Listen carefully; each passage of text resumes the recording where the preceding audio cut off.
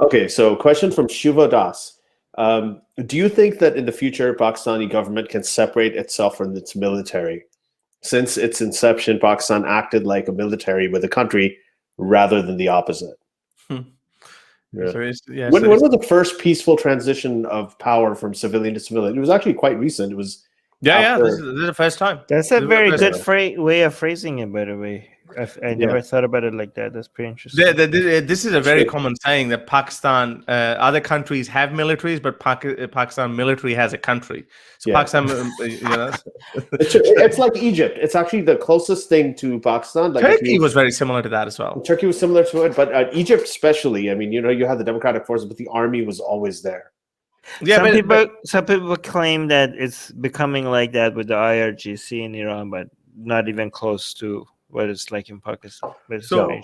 So in Pakistan, this is the first time in its history that the democratic government finished its 5 years, even though the prime ministers were within the party, they were overthrown for corruption allegations. But the parliament ran through its 5 years, and then another government came in for 5 years, and now this is a third transition. So this is the first time in Pakistan's 72-year history.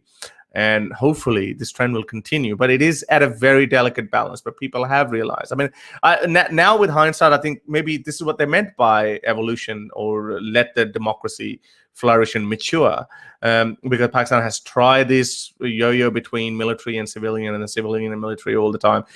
Sometimes, I think maybe 5 years might have played a part because it's too long, and people who, imagine how much people hated Trump.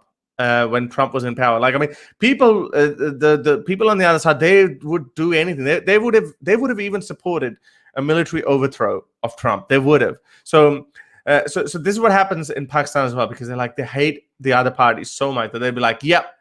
And in the past, late Benazir Bhutto, she was complicit in going to the army generals and saying, well, overthrow the Nawaz Sharif government. And when she came to power, then they were guilty of going to the military as well. So they had been doing that, but now they're all assured that now we would never do that, or none of the parties will ever do that, because they probably have gone through this maturity process. So I think that, just to answer the question, I think this is why I had faith or belief in Imran Khan that he might be okay, because in his case, there is no allegation of corruption, but there's a lot of allegations of incompetence in his case. So the good thing is, even though the other opposition parties hate him, but they're not going to the military to have him over, probably because they think the military is on their side, on his side anyway. But I think this next transition of government would be very important, and I think once we have a whole generation of people who have lived through this democratic transition, then I think it will become harder and harder for the military to come back, and at that point, I think military would become less and less influential. So a lot of there's this understanding that it's not that the military is not becoming less influential, and this is not just Pakistan. This is I don't know if it's a philosophy or it's a conspiracy. It's from one country to another. People's understanding is how good the military is in trying to put on a show that looks like a democracy, just so that it's able to act like a civilized country with the rest of the world. But at the end of the day, it is just the military, and there's this illusion of people having a choice. But if people make the wrong choice, then there's the people who have the gun always have the option to do a coup, right? We saw this in Myanmar just recently, right? People are like, hey, let's have democracy so that the world doesn't sanction us and that deals with us. And they're like, oh, oopsies, you guys chose wrong. Here, so, these accusations also exist in Iran. Some people even make these and this is where it gets to conspiracy. They make these accusations even for countries like United States. Sometimes, you can see that the conspiracy doesn't work in a country like Turkey, where there was an attempt by the military to do a coup and it didn't work.